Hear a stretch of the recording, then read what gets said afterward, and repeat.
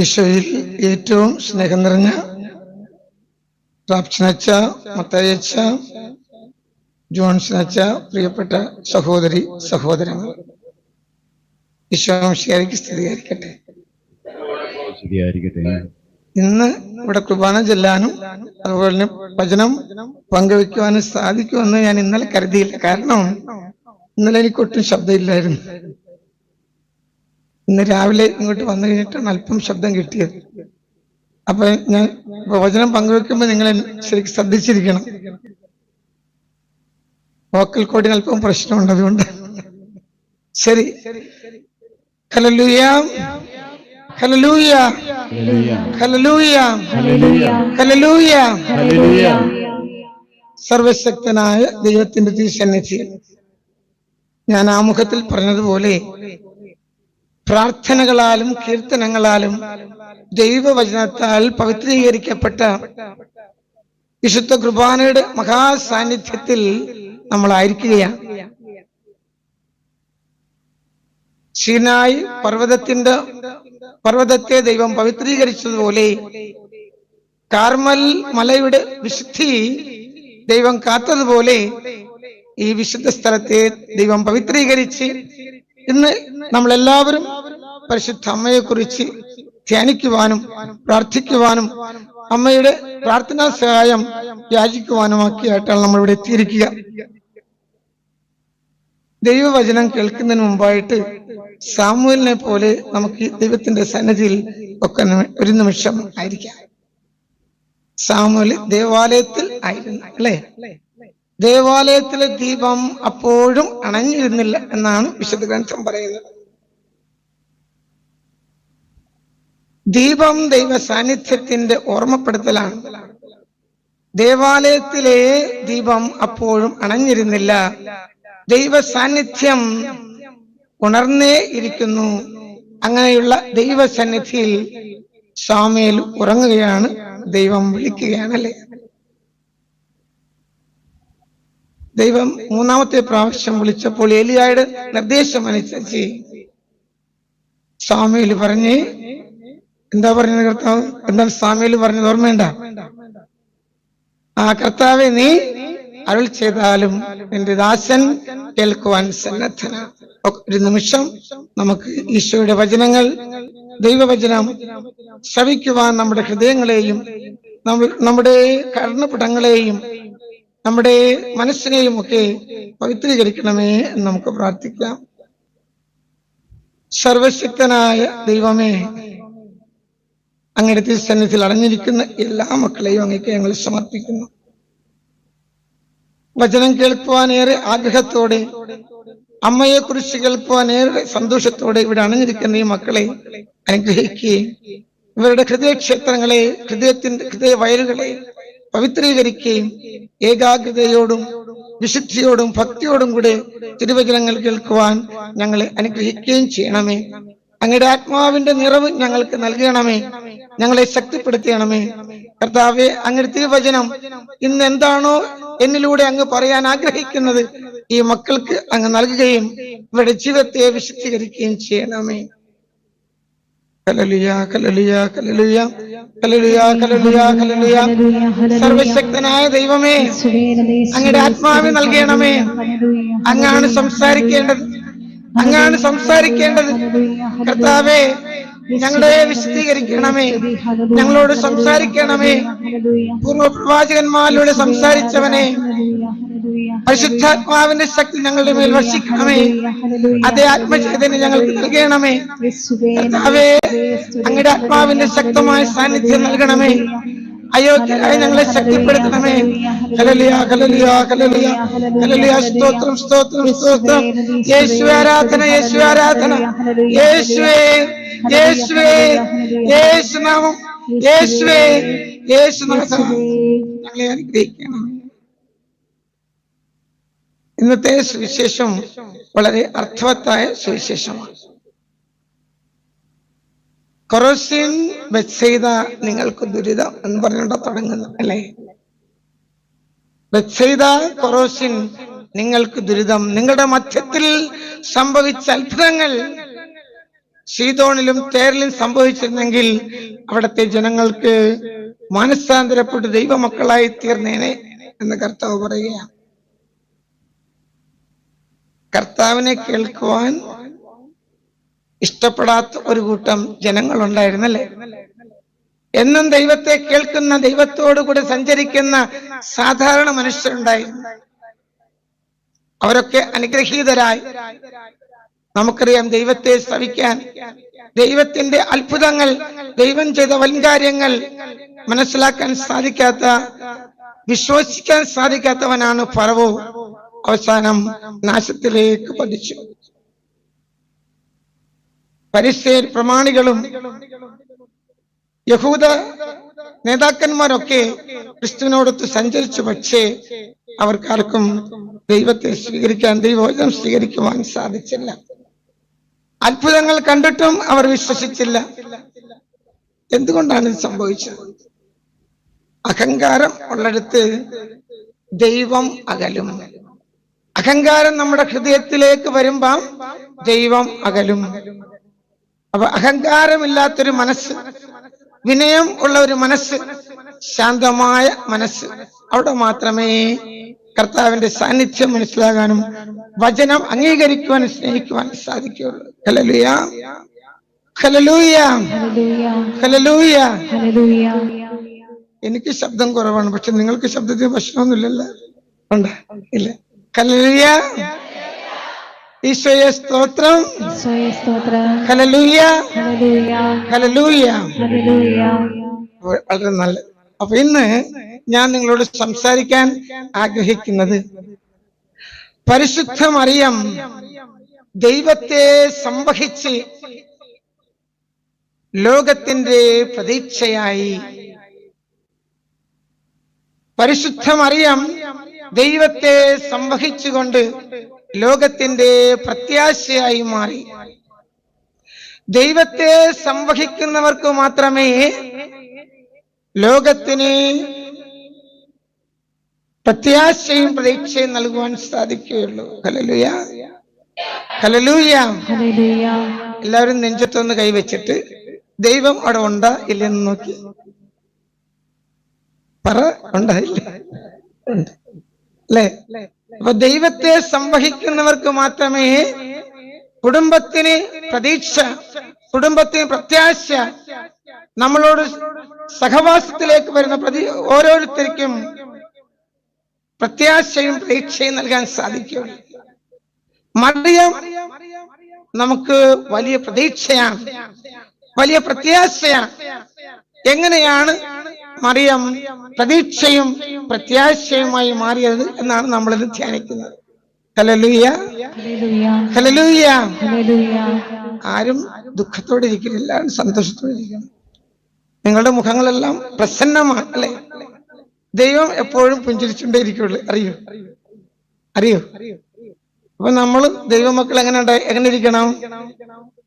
ജീവിതത്തിൽ പ്രയാസങ്ങളൊക്കെ ഉണ്ടാവും, ദുഃഖങ്ങളും വിഷമങ്ങളൊക്കെ ഉണ്ടാവും. അതില്ലേ പിന്നെ ജീവിതം ഇല്ലല്ലോ, അല്ലേ?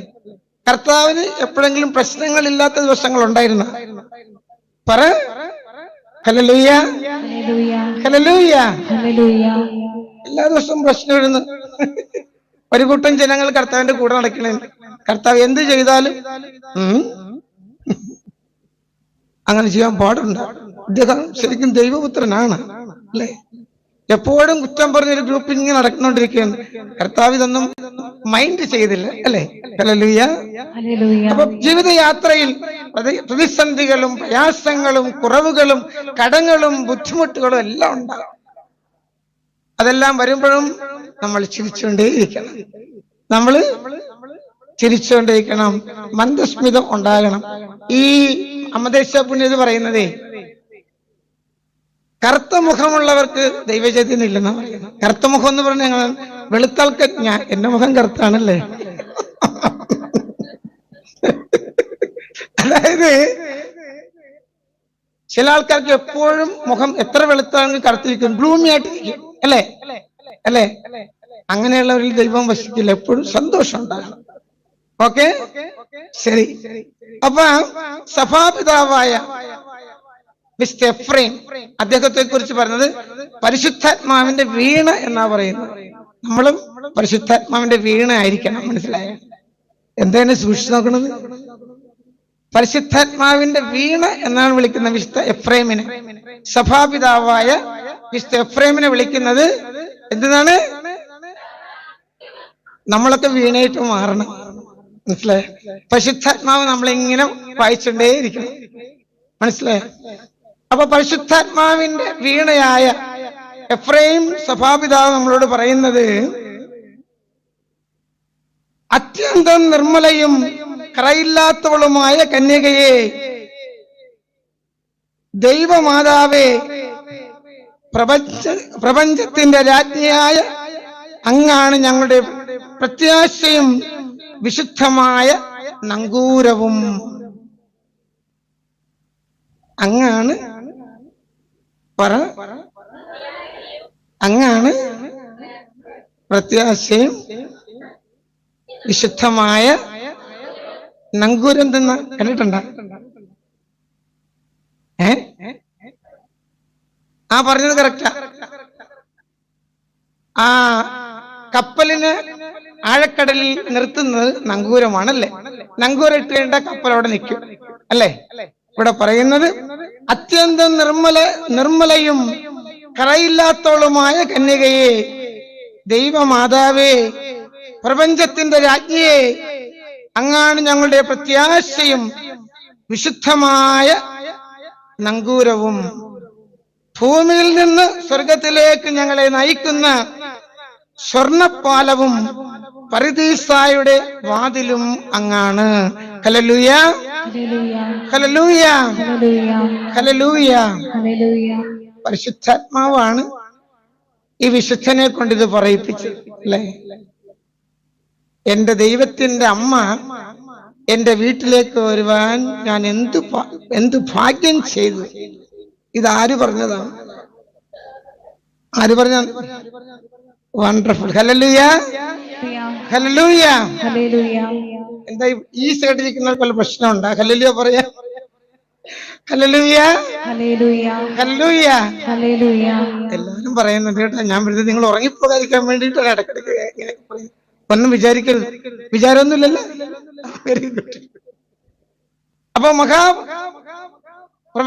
മഹാവിശുദ്ധനായ പരിശുദ്ധാത്മാവിന്റെ വീണയായ എഫ്രൈം പറയുന്നത്, അമ്മേ, നീയാണ് ഞങ്ങളുടെ രാജ്ഞി, ദൈവമാതാവേ, ദൈവത്തിന്റെ അമ്മേ, പ്രപഞ്ചത്തിന്റെ രാജ്ഞി നീയാണ്, ഞങ്ങളുടെ പ്രത്യാശയും വിശുദ്ധമായ നങ്കൂരം.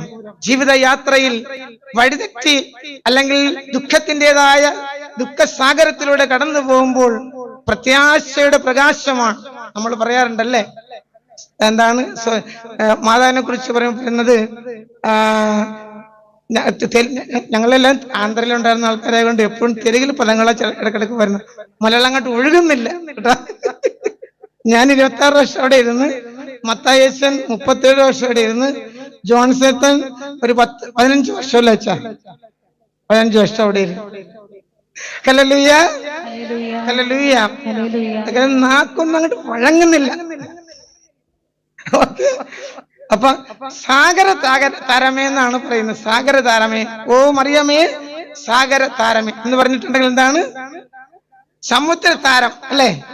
വഴിതെറ്റിപ്പോകുന്നവർക്ക് വഴിയായി, പ്രത്യാശയായി, അന്ധകാരമകറ്റുന്ന ആ പ്രകാശം. നമ്മൾ ഉഷകാല നക്ഷത്രം എന്ന് പറയും അല്ലെ? പറയൂലേ? എന്താ ചില ആൾക്കാർ ആദ്യമായിട്ട് കേൾക്കുമ്പോൾ മറിയമേ, ലുത്യനിൽ നമ്മൾ പ്രാർത്ഥിക്കുന്നുണ്ടല്ലേ? ഉഷകാല നക്ഷത്രമേ, പ്രതീക്ഷയാണ്. അന്ധകാരമകന്നു, പ്രകാശരശ്മികളുടെ പ്രവാഹം, പ്രകാശരശ്മികൾ പരക്കുന്നതിന്റെ സൂചനയാണ് പ്രഭാത നക്ഷത്രം അല്ലെ, ഉഷകാല നക്ഷത്രം എന്ന് പറയുന്നത്. അപ്പൊ ഇവിടെ ഈ വിശുദ്ധൻ പറയുന്നത്,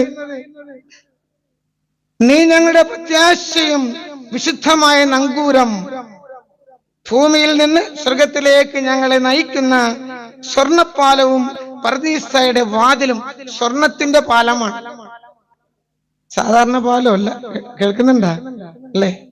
സ്വർണത്തിന്റെ പാലം. എന്തുകൊണ്ടാണ് മാതാവിന് സ്വർണത്തിന്റെ പാലം എന്ന് ഈ മഹാവിശുദ്ധം പറയാൻ കാരണം? എന്തെങ്കിലും ഒന്ന് പറ. വിശുദ്ധി കൊള്ളാം ആണല്ലേ? അച്ഛൻ പറഞ്ഞേ സ്വർണത്തിന് ഭയങ്കര വില. Hallelujah, hallelujah. സ്വർണത്തിന്റെ പാലം എന്ന് പറയാൻ കാരണം ദൈവത്തിന്റെ അമ്മ അല്ലെ, പുണ്യങ്ങളുടെ നിറവുള്ളവൾ, പാപത്തിന്റെ കറ ഏശാത്തവൾ. ഒരാൾക്ക് എത്രമാത്രം പുണ്യത്തിന്റെ പരമോന്നത ഭാവത്തിലേക്ക് പോകാമോ അത്രയും ഭാവത്തിലാണ് ദൈവത്തിന്റെ അമ്മ. അവിടെ പാപം, അവിടെ ദോഷം ഒന്നും ഉണ്ടാകാൻ പാടില്ല. Hallelujah, hallelujah. ദൈവത്തിന്റെ അമ്മ പരിശുദ്ധ, അത്ര പരിശുദ്ധയായവൾ സ്വർഗത്തിലേക്ക് മനുഷ്യർക്ക് നടന്നു പോകാനുള്ള പാലമായി, നന്മയുടെ, കാരുണ്യത്തിന്റെ, വിശുദ്ധിയുടെ നിറവുള്ള പാലം, ദൈവത്തിന്റെ പാലം. അതാണ് പരിശുദ്ധ മറിയം എന്നാണ് വിശുദ്ധം പറയുന്നത്. പ്രിയപ്പെട്ടവരെ, ഇന്ന് പരിശുദ്ധ അമ്മയെ കുറിച്ച് ഈ വിശുദ്ധൻ ഇങ്ങനെ പറയുമ്പം നമ്മൾ ഓരോരുത്തരും അമ്മയുടെ തിരുനാൾ ആഘോഷിക്കാൻ ഒരുങ്ങുകയാണ് അല്ലെ? കർമ്മല മാതാവിന്റെ തിരുനാൾ ആഘോഷിക്കാൻ കർമ്മലിത്ത സഭ മൊത്തം, അതുപോലെ പ്രപഞ്ചം മൊത്തം ഒത്തിരി സന്തോഷത്തോടെ ഒരുങ്ങുന്ന ഈ സമയത്ത് നമ്മൾ ഇവിടെ ഒത്തൊരുമിച്ച് ചേരുകയും ഒരുങ്ങുകയും ചെയ്യുമ്പോൾ ദൈവം നമ്മളോട് പറയുന്നത്, ഈ അമ്മയെ പോലെ നമ്മൾ മാറണം, ഈ അമ്മയെ പോലെ നങ്കൂരമാകണം, ഈ അമ്മയെ പോലെ സ്വർണത്തിന്റെ പാലമാകണം, ഈ അമ്മയെ പോലെ പ്രതീക്ഷയുടെയും പ്രത്യാശയുടെയും ദൈവത്തെ സംവഹിക്കുന്ന വ്യക്തികളായി നമ്മൾ മാറണം എന്നാണ് ഈശോ നമ്മളിൽ നിന്ന് ആവശ്യപ്പെടുന്നത്. തന്റെ അമ്മയെ പോലെ പരിശുദ്ധി ആർക്കുണ്ട് അല്ലെ?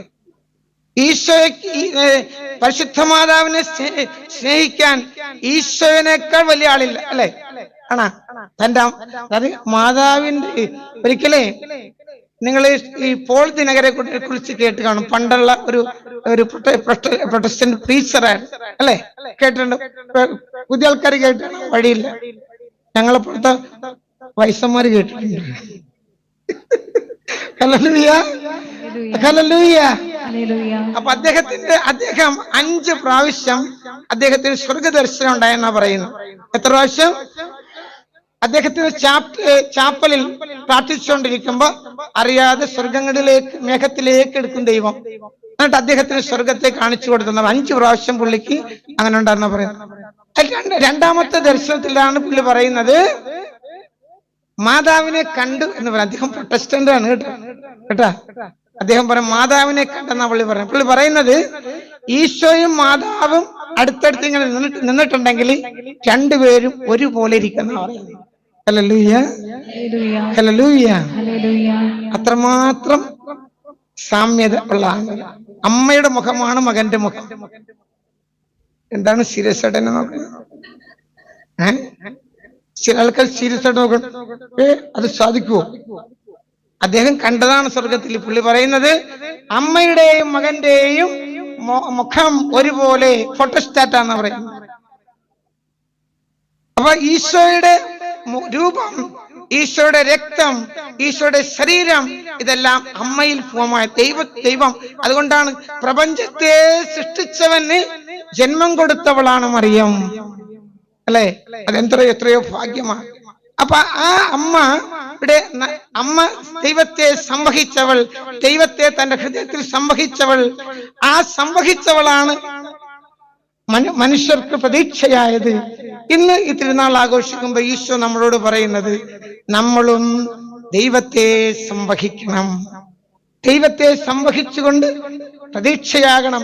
കുടുംബത്തിന്റെ പ്രതീക്ഷ, നമ്മുടെ ഗ്രാമത്തിന്റെ പ്രതീക്ഷ, നമ്മുടെ ഇടവകയുടെ പ്രതീക്ഷ, നമ്മുടെ പ്രപഞ്ചത്തിന്റെ പ്രതീക്ഷയും പ്രത്യാശയുമായി നമ്മൾ മാറണം.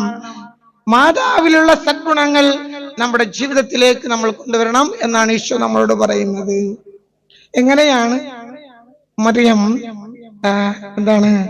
ആ സ്നേഹം അല്ലെങ്കിൽ ഈശോയെ സംവഹിച്ചുകൊണ്ട് എങ്ങനെയാണ് മറിയം മറ്റുള്ളവരുടെ പ്രതീക്ഷയായത്?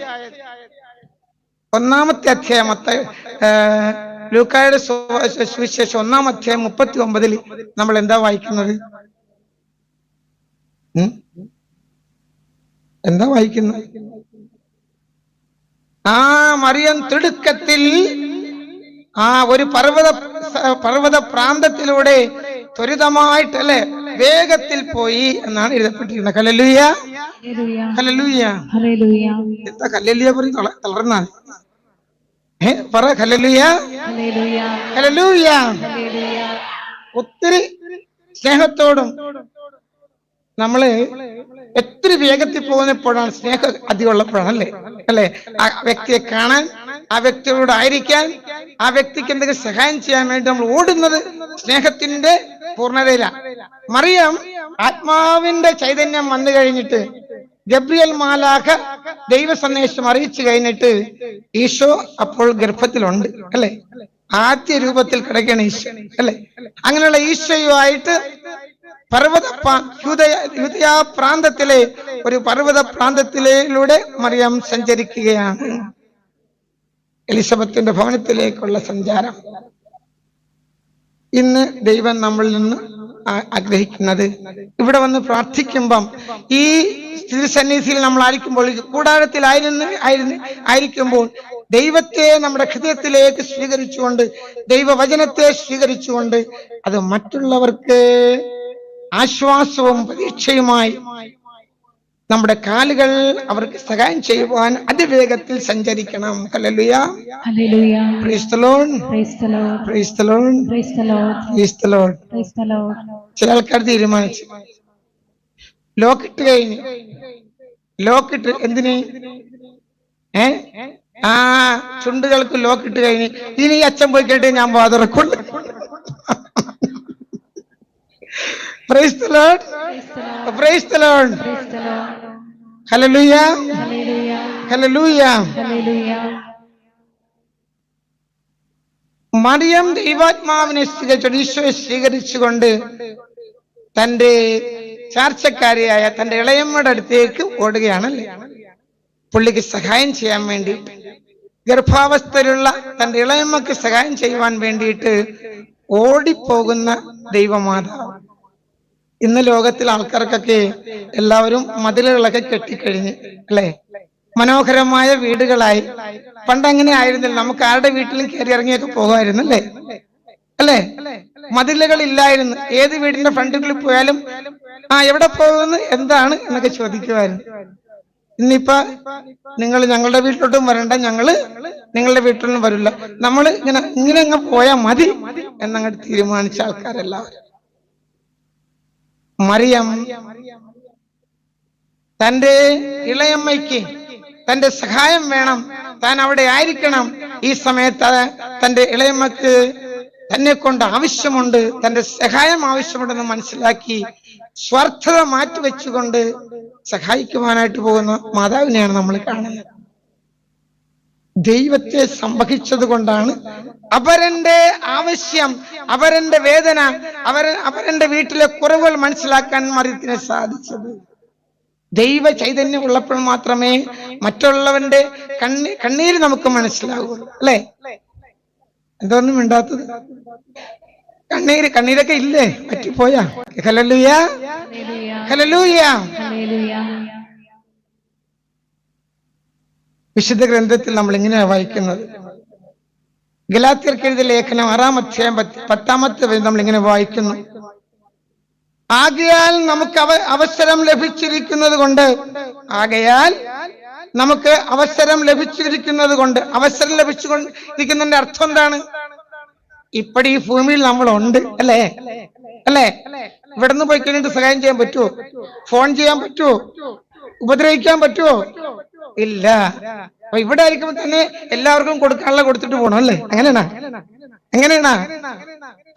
അപ്പോസ്തലൻ പറയാണ്, ആകയാൽ നമുക്ക് അവസരം ലഭിച്ചിരിക്കുന്നത് കൊണ്ട് സകല മനുഷ്യർക്കും, പ്രത്യേകിച്ച് സകല മനുഷ്യർക്കും നന്മ ചെയ്യണം എന്നാണ്.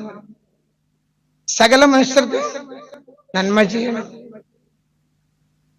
ഇവിടെ ഏറ്റവും പ്രധാനപ്പെട്ടതാണ്, ആകയാൽ നമുക്ക് അവസരം ലഭിച്ചിരിക്കുന്നത് കൊണ്ട് സകല മനുഷ്യർക്കും അവസരമുണ്ട്, സഹായിക്കാൻ ശക്തിയുണ്ട്, ആരോഗ്യമുണ്ട് അല്ലേ? അമ്മായിയമ്മയുടെ സാരി അമ്മായിയമ്മക്ക് എഴുന്നേറ്റ് നടക്കാൻ വയ്യ. അപ്പൊ അമ്മായിയമ്മ മകളെ മരുമകളെ അല്ലെ, അങ്ങനെ വിളിക്കൂലല്ലേ, മകളെ എന്ന് വിളിക്കുള്ളൂ. എന്താ നോക്കണം നിങ്ങള്? അല്ല അങ്ങനെയല്ലേ, മകളെ എന്റെ സാരി കൂടെ ഒന്ന് കഴുകിയിട്ടേക്ക് മോളെ. അപ്പൊ മരുമകള് പറയാണ്, ഞാൻ എന്തിനു കഴുകും, ഞാൻ നിങ്ങളുടെ മകനാണ് കെട്ടിയിരിക്കുന്നത്, അല്ല നിങ്ങളെ അല്ല. എങ്ങനെയുണ്ട് ആൻസർ? എങ്ങനെയുണ്ട്? ദൈവം നമ്മളോട് നിനക്ക് അവസരമുള്ളപ്പോൾ, നിനക്ക് ശക്തിയുണ്ട്, സ്നേഹിക്കാൻ നിനക്ക് നല്ല മനസ്സ് ദൈവം നൽകിയിട്ടുണ്ട്, നിന്റെ സഹോദരന് വേണ്ടിയിട്ട് സഹായം ചെയ്യാൻ ശക്തിയുണ്ട്, ആരോഗ്യമുണ്ട്. ഏറ്റവും അവസാനം വീണ് കഴിഞ്ഞിട്ട് ഒരു 80-90 വയസ്സാകുമ്പോൾ നമ്മൾ മഞ്ചത്തിലോട്ട് നമ്മൾ കട്ടിലുമേ കയറും അല്ലേ, ഇല്ലേ ഇല്ലേ അല്ലേ? 90 വയസ്സ് കഴിയുമ്പോ കിടക്കുന്ന നമ്മളപ്പോ നടക്കാൻ സാധിക്കില്ല. അപ്പോൾ പുറകോട്ട് തിരിഞ്ഞു നോക്കിയിട്ട് ദൈവമേ ഒന്നും കാണുന്നില്ലല്ല, നന്മ ചെയ്തൊന്നും കാണുന്നില്ല, കർത്താവേ എന്റെ ജീവിതം ഞാൻ വേസ്റ്റായി കളഞ്ഞില്ല എന്ന് ചിന്ത വരും.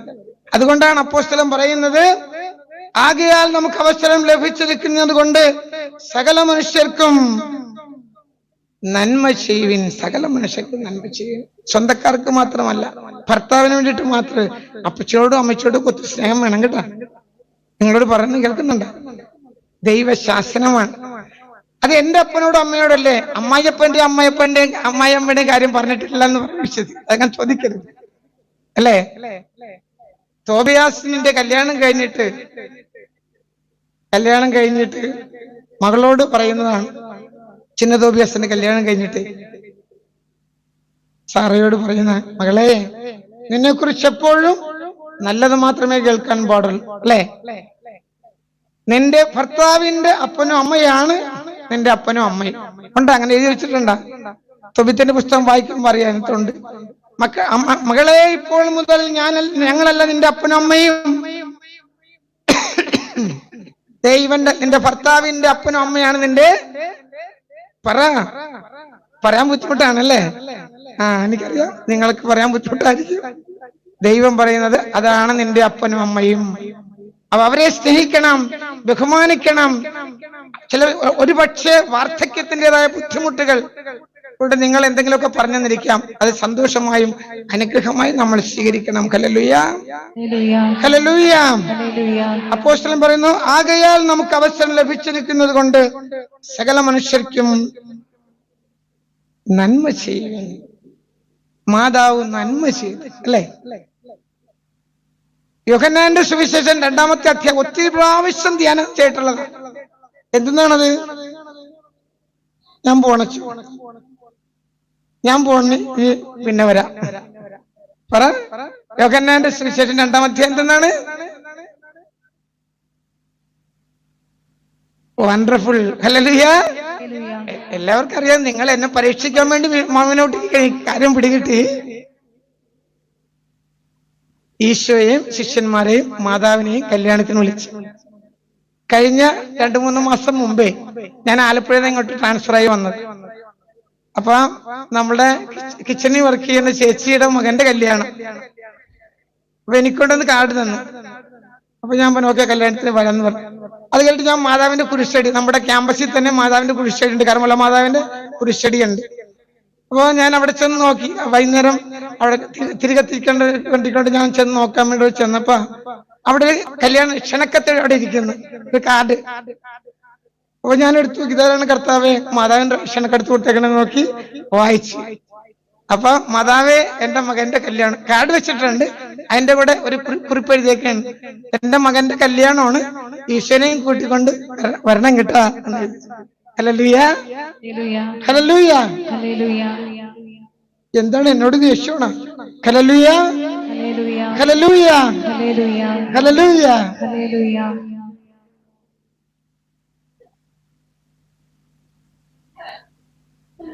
2-3 മാലയൊക്കെ എടുത്ത് ഇങ്ങനെ ഇട്ടിട്ട് അല്ലെ, ഏറ്റവും നല്ല സാരിയൊക്കെ കൊടുത്ത് അങ്ങനെ വേണം കേട്ടോ. എപ്പോഴും നീറ്റ് ആയിരിക്കണം, അത് ഡീസന്റ് ആയിരിക്കണം നമ്മൾ.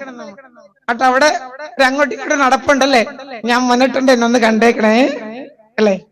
അത് കഴിഞ്ഞിട്ട് ഒരു കസേല ഇങ്ങനെ അനങ്ങാതെ ഇരിക്കണം, കാരണം പട്ടിപ്പൊളിരിക്കും അല്ലേ. മാതാവ് അങ്ങനെയല്ലായിരുന്നു. അപ്പൊ അവിടെയൊക്കെ ഒന്ന് നടന്നു നോക്കി, എങ്ങനെയാണ്, ഒത്തിരി ആൾക്കാർ വന്നിട്ടുണ്ടല്ലോ, ഇതിനുള്ള ഭക്ഷണമൊക്കെ ഇവിടെ ഉണ്ടാ, എന്താണ് എന്നൊക്കെ അന്വേഷിച്ചു. ഒരമ്മയുടെ ഹൃദയം അങ്ങനെയാണ്. അമ്മമാർ ഒരിക്കലും റെസ്റ്റ് എടുക്കാറില്ല, അല്ലെ? ഇപ്പോഴുള്ള അമ്മമാർ അങ്ങനെയാണ്, അല്ലേ? അമ്മ 3 മണിക്ക് എഴുന്നേക്കും, അല്ലെ? രാവിലെ 3 മണിക്ക് അമ്മമാർ എഴുന്നേക്കും, മുറ്റമടിക്കും. ഏറ്റവും അവസാനം ഞാൻ ഓർക്കാണ്ട് അമ്മമാർ എപ്പോഴാണ് ഉറങ്ങുന്നത്, അല്ലേ? നമ്മുടെ അമ്മമാരൊക്കെ അങ്ങനെയാണ്. ഒരു 3 മണിക്ക് എഴുന്നേറ്റ് മുറ്റമടിച്ച് കാപ്പിക്കുണ്ടാക്കി ജോലിക്ക് പോകും. വൈകുന്നേരം വരെ ജോലി, അത് കഴിഞ്ഞ് വീട്ടിൽ വന്നിട്ട് വീണ്ടും ജോലി, ഭക്ഷണം ഉണ്ടാക്കല്, അല്ലേ? രാത്രി എല്ലാവരും ഉറങ്ങിക്കഴിഞ്ഞിട്ടാണ് അമ്മ ഉറങ്ങാൻ പോകുന്നത്. Hallelujah, praise the lord, praise the lord, praise the Lord. ഒന്ന് തുറന്നു പറഞ്ഞാൽ കർത്താവിന് ഫീലിംഗ് വരും കേട്ടോ. ചെല്ലിങ്ങനെ ഉറക്കെ പറയാം, price the lord, praise the Lord. അപ്പൊ അതാണ് അമ്മയുടെ സ്നേഹം. അമ്മ എല്ലാം ശ്രദ്ധിച്ചു, അമ്മയുടെ നന്മ. ഒരു കുടുംബം അപമാനിക്കപ്പെടാൻ പാടില്ല, ഒരു കുടുംബം ദുഃഖിക്കാൻ പാടില്ല, ഈ കുടുംബത്തിന് ഒരു കാരണവശാലും ദുഃഖം വരാൻ പാടില്ല എന്നും പറഞ്ഞ് അമ്മ അവർക്ക് വേണ്ടിയിട്ട്, അമ്മക്ക് കാര്യം മനസ്സിലായി. അമ്മയോട് ആരും കംപ്ലൈന്റ് പറഞ്ഞില്ല, അമ്മയെ ഞങ്ങൾ അല്പം ട്രബിളിലാണ്, വീഞ്ഞുണ്ട്, അത് എത്തുവോ ഇല്ലയോ എന്നൊന്നും അറിയാൻ പാടില്ലെന്നും പറഞ്ഞായിട്ടൊന്നും വിശുദ്ധ ഗ്രന്ഥത്തിൽ എഴുതിയിട്ടില്ല. മാതാവ് പറഞ്ഞു, മകനെ അവർക്ക് വീഞ്ഞില്ല. ഈശോ ഭയങ്കര റഫായിട്ടാ പറഞ്ഞത്, അല്ലേ? നമ്മൾ കല്യാണത്തിന് വേണ്ടി കല്യാണം കൂടി പോകാം, ആവശ്യമില്ലാത്ത കാര്യത്തിലേക്കൊന്നും ഇടപെടണ്ട, അല്ലേ? അങ്ങനെയാണോ പറഞ്ഞത്? അങ്ങനെയാണ് പറഞ്ഞത്. നമ്മളെല്ലാരെയും പോലെ നമുക്ക് കാർഡ് കിട്ടി, നമ്മൾ കല്യാണത്തിന് വന്ന് കല്യാണം കൂടിയിട്ട് നമുക്ക് പോകാം. ഇവിടുത്തെ ആവശ്യമില്ലാത്ത കാര്യമൊക്കെ ഇടപെടണം എന്തിനാ? മാതാവ് ഒന്ന് ചിരിച്ചെന്നാ പറയണം. അതിവിടെ എഴുതിയിട്ടില്ല കേട്ടാ, ഞാൻ കണ്ടതാണ്.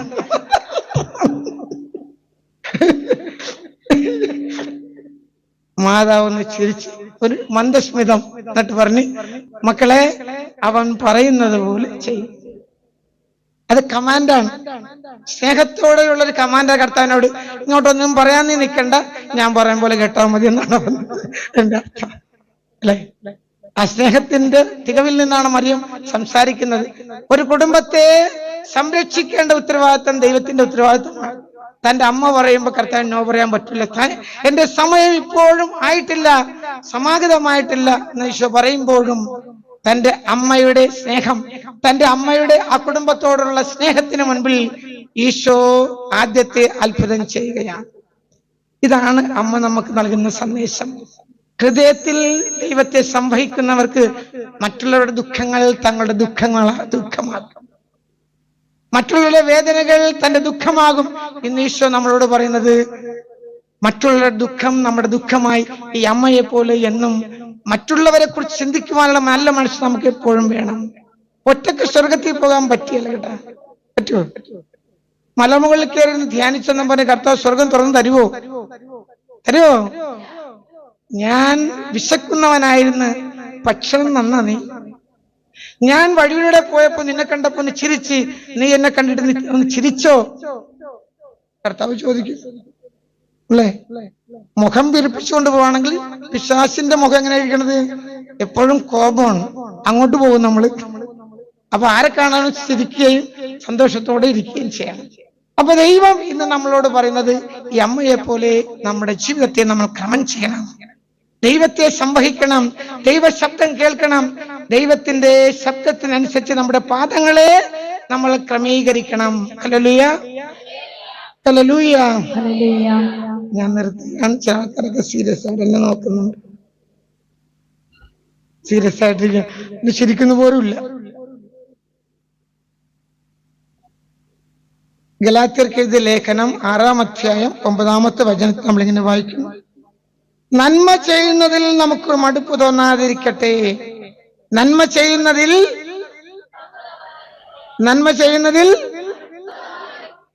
ഇത് ഇന്ന് വീട്ടിലേക്ക് മനസ്സിൽ ഒരു 10 പ്രാവശ്യം പറഞ്ഞോണ്ടിരിക്കണം. നന്മ ചെയ്യുന്നതിൽ മടുപ്പ് തോന്നാതിരിക്കട്ടെ. അമ്മയ്ക്കൊരിക്കലും മടുപ്പ് തോന്നിയിട്ടില്ല. അപ്പോസ്തലന്മാരും ഈശോയും കൂടി വീട്ടിൽ ചെല്ലുമായിരുന്നു. ഒത്തിരി സ്നേഹത്തോട് അവരെ സ്വീകരിക്കുന്നത്. Through the ice of Jesus എന്ന ഒരു പുസ്തകമുണ്ട്, 2 വോളിയുണ്ട്. കർത്താവിന്റെ കണ്ണിലൂടെ എന്നുള്ള പുസ്തകമാണ്. അതിനകത്ത് വളരെ മനോഹരമായിട്ടാണ് വിവരിക്കുന്നത്. ഒരു വിശുദ്ധനായ മനുഷ്യനെ കർത്താവ് പ്രത്യക്ഷപ്പെട്ട അദ്ദേഹത്തിന്, എന്നിട്ട് കർത്താവിന്റെ കണ്ണിലേക്ക് നോക്കാൻ പറഞ്ഞു ഈ മനുഷ്യനോട്. എന്നിട്ട് ഉണ്ണീശോ, അതായത് ഗബ്രിയേൽ മാലാഖ മാതാവിന്റെ അടുത്ത് വന്നത് മുതൽ ഈശോയുടെ സ്വർഗാരോഹണം വരെയുള്ള എല്ലാ സംഭവങ്ങളും, ഓരോ ദിവസത്തിലും സംഭവിച്ച കാര്യങ്ങള് കർത്താവിന്റെ കണ്ണിലൂടെ ആ മനുഷ്യന് കാണിച്ചു കൊടുത്ത് എന്നിട്ട് അദ്ദേഹം എഴുതി വെച്ചിട്ടുണ്ട്. അപ്പൊ അതിലാണ് പറയുന്നത്, മാതാവിനെ കാണാൻ ഇടയ്ക്കിടയ്ക്ക് ഈശോ അപ്പോസ്തലന്മാരിൽ ചെല്ലുമായിരുന്നു. അപ്പോസ്തലന്മാർക്ക് ഭയങ്കര ഇഷ്ടമെന്നാ പറയണം, മാതാവിന് ഭയങ്കര ഇഷ്ടമെന്ന. ചെല്ലുമ്പം എല്ലാം അമ്മമാരും ചെയ്യുന്നത് പോലെ ഒത്തിരി പലഹാരങ്ങളും ഒത്തിരി സാധനങ്ങളും ഇവർക്ക് ഭക്ഷിക്കാനായി മാതാവ് പാകം ചെയ്ത് കൊടുക്കുമായിരുന്നു പറഞ്ഞു. അത്രമാത്രം സ്നേഹം. അപ്പൊ ഇന്ന് നമ്മളോട് മാതാവ് പറഞ്ഞു, നന്മ ചെയ്യുവാൻ ഒരിക്കലും മടുപ്പ് തോന്നാത്ത വ്യക്തിത്വമാണ് നമ്മുടെ അമ്മയുടേത്. മക്കളായ നമുക്കും നന്മ ചെയ്യാൻ മടി തോന്നാൻ പാടില്ല. അവസാനമായിട്ട്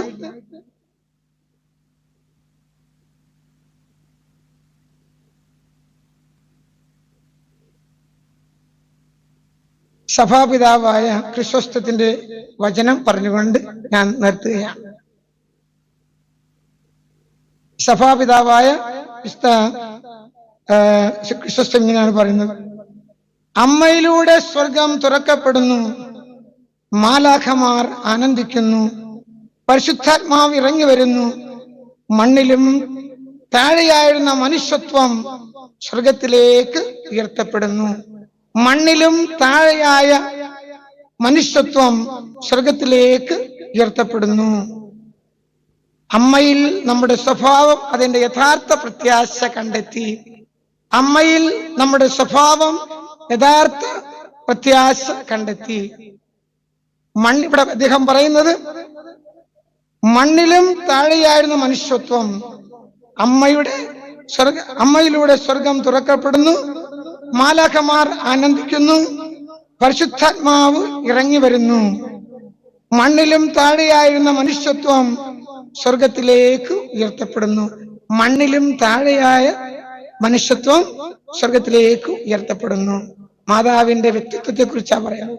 അപ്പൊ നമ്മുടെ വ്യക്തിത്വവും മണ്ണിലും താഴെയാണെങ്കിലും അതിനെ ഉയർത്തിക്കൊണ്ടുവരുന്നത് മാതാവിന്റെ വിശുദ്ധമായ ജീവിതചര്യ നമ്മൾ നമ്മുടെ ജീവിതത്തിൽ പ്രാവർത്തികമാക്കുന്നത്. പൗലോസ്ലീഹ ഒരു വളരെ മനോഹരമായ കാര്യം പറയുന്നുണ്ട്. ഇന്നത്തെ കാലത്ത് ധനവാന്റെ വീട്ടിൽ അല്ലെ, പാവപ്പെട്ടവരുടെ ഉണ്ടാവില്ല, സ്വർണം കൊണ്ടുള്ള പാത്രങ്ങൾ ഉണ്ടാകും, വെള്ളി കൊണ്ടുള്ള പാത്രങ്ങൾ ഉണ്ടാകും, മരം കൊണ്ടുള്ള പാത്രങ്ങൾ ഉണ്ടാകും, മണ്ണ് കൊണ്ടുള്ള പാത്രങ്ങൾ ഉണ്ടാകും. വിശിഷ്ട വ്യക്തികളൊക്കെ വരുമ്പോൾ സ്വർണത്തിലുള്ള പാത്രം വയ്ക്കുന്നല്ലേ, നമ്മൾ അങ്ങനെയൊക്കെ തന്നെയാണ് അല്ലെ. സ്വർണത്തിന്റെ അല്ലെങ്കിലും ഏറ്റവും വില കൂടി നമ്മൾ വെക്കുള്ളൂ. അപ്പോസ്തലൻ പറയുന്നത്, നമ്മളുടെ ജീവിതം ഒരു പക്ഷേ സ്വർണത്തോളം നന്മയുള്ളതാകേല, പക്ഷെ ഈ സ്വർണപാത്രം പോലെ ആകാൻ നമുക്ക് സാധിക്കും. അപ്പോസ്തലൻ പറയുന്നത് പോലെ, നീ മൺപാത്രത്തിൽ നിന്ന് അല്ലെങ്കിൽ ഇരുമ്പിന്റെ പാത്രത്തിൽ നിന്ന് നിനക്ക് മാറ്റം വന്ന് നീ സ്വർണപാത്രമായി മാറുകയും വിശിഷ്ട വ്യക്തികൾക്കുള്ള പാത്രമായി നീ മാറുകയും ചെയ്യണം. അത് നീ ദൈവത്തിൽ ആശ്രയിച്ചാൽ സാധിക്കുമെന്നാണ് പൗലോസ് അപ്പോസ്തലൻ പറയുന്നത്. അതുകൊണ്ട് ഇന്ന് ഈശോയിൽ ഈ തിരുനാൾ നമ്മൾ ആഘോഷിക്കാൻ ഒരുങ്ങുമ്പോൾ മാതാവിന്റെ ജീവിതം നമുക്ക് വലിയ പ്രതീക്ഷയും മാതാവിന്റെ ജീവിതം വലിയ മാതൃകയും ആകട്ടെ. പിതാവിന്റെയും പുത്രന്റെയും പരിശുദ്ധാത്മാവിന്റെയും നാമത്തിൽ ആമേൻ.